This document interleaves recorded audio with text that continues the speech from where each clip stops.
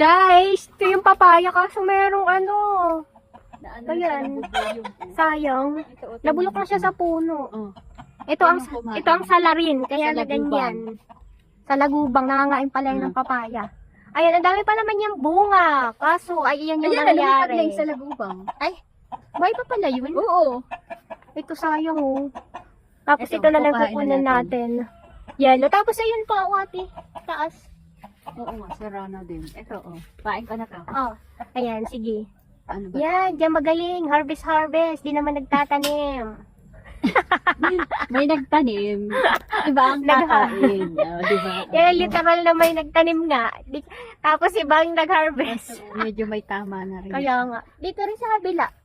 Ayun, mayroon pa. Yung maliit, yung nakasiksik. Dapat pala kunin na rin ito, oh.